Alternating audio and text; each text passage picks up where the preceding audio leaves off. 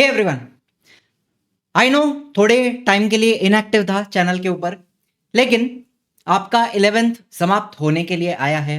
11th के exams किसी के स्टार्ट हुए होंगे, किसी के स्टार्ट होने वाले होंगे 10 दिन बाद, 15 दिन बाद, एक हफ्ते बाद।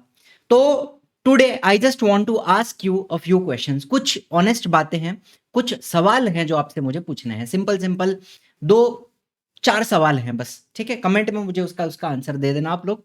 चलो, सबसे पहली बात, आपके एग्जाम्स कब हैं?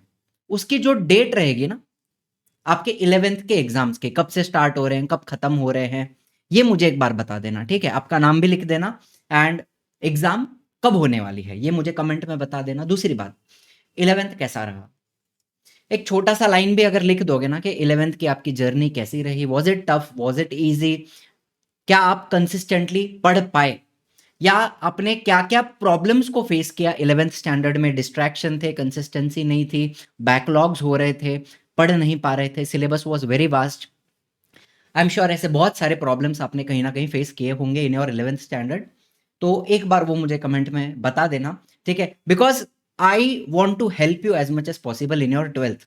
11th में मैं उतना ज़्यादा फ्रीक्वेंटली अपलोड नहीं कर पाया, बट आई रियली वांट कि 12th में ज़्यादा से ज़्यादा बायोलॉजी के वीडियोज़ 12th स्टैंडर्ड के मैं आपको दे दे पाऊँ अच्छे से। एंड उसी के लिए सिर्फ़ प्रॉब्लम्स क्यों पूछ रहा हूँ मैं, ताकि हर चीज़ का एक सॉल्यूशन हो। नोट्स मिल जाएँ, हैंड रिटन नोट्स अगर मिल पाए, या फिर मेरे बनाए हुए नोट्स आपको मिल जाएँ, जिससे आप पढ़ पाओ, एमसीक्यूज़ मिल जाएँ आपको, एंड बाकी जो भी मटेरियल रिक्वायर्ड होता है आपके बोर्ड एग्जाम को क्रैक करने के लिए। देखो क्या होता है, when you are in 11th standard, तो हमें नहीं पता कि कॉलेज के टीचर पेपर कैसा सेट करेंगे। ज़्यादातर एक्सरसाइज में से ही क्वेश्चंस डालते हैं वो लोग, लेकिन कुछ-कुछ टीचर है जो इधर-उधर से टेक्स्ट बुक के बीच में से भी डाल सकते हैं, ठीक है? ये सारी बातें 11th में होती है।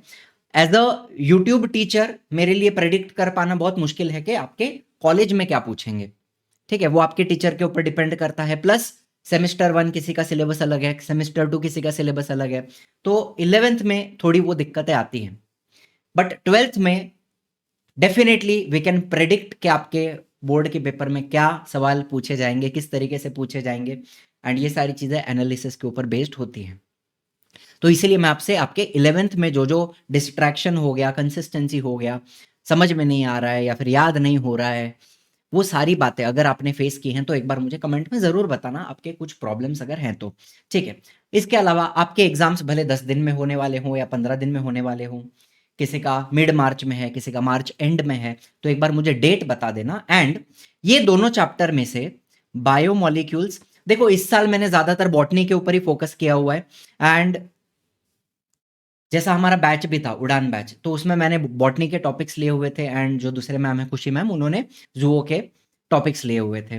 तो इसलिए अभी ये दोनों चैप्टर में से आपकी अगर कोई रिक्वायरमेंट है, बायोमॉलिक्यूल्स है और मॉर्फोलॉजी ऑफ फ्लावरिंग प्लांट्स, इन दोनों में से या ये दोनों अगर आपको अभी रिक्वायर्ड हैं, तो वो भी मुझे कमेंट में लिख देना। अगर 5 बच्चे भी बोलते हैं ना, या 10 बच्चे भी बोलते हैं कि yes we need this chapter, तो मैं एज़ सून एज़ पॉसिबल वो डाल दूँगा ताकि आप उसको पढ़ पाओ, ठीक है? इसके अलावा 12th का जो बैच है, वो बहुत ही जल्द स्टार्ट होगा हमारा। मार्च एंड से हम पढ़ाना भी स्टार्ट कर देंगे। परिश्रम बैच नाम है, परिश्रम, एंड उसके और भी जो भी डिटेल्स होंगे वो मैं आपको बाद में बताऊँगा। सबसे इम्पोर्टेंटली तो वो स्मॉल साइज़्ड बैच होता है। पर्सनल अटेंशन वाला, जैसा ट्यूशन क्लास होता है ना आपका, उस तरीके से बैच होगा। आज भी उड़ान में अभी भी जितने बच्चे हैं सारे इंडिविजुअली कनेक्टेड होते हैं, एंड एक-एक से बच्चे से बात करके उसका डाउट क्लियर किया जाता है। ये सबसे इम्पोर्टेंट फीचर उड़ान में भी जो बच्चे हैं उन्होंने देखा होगा, एंड वही चीज़ हम परिश्रम में भी ऑफ़र करते हैं। ठीक है? Small small sized individual cater करना है हमें स्टूडेंट्स को, पर्सनली अटेंशन हर बच्चा चाहता हूँ कि 90 प्लस लाए अपने बोर्ड एग्जाम में। That is my whole point of this batch, ठीक है? तो 12th का बैच जल्दी स्टार्ट होगा, प्लस 12th के लेक्चर्स, जैसे बैच भी स्टार्ट हो जाएगा 12th के लेक्चर्स भी मैं यूट्यूब के ऊपर अपलोड करना स्टार्ट कर दूंगा। तो अभी मैंने आपको 2-3 चीजें जो पूछी हैं, सबसे पहला आपका 11th के एग्जाम का डेट मुझे बता दो। 11th में कोई आपने डिफिकल्टी फेस की तो वो एक बार जरा लिख देना, बता देना।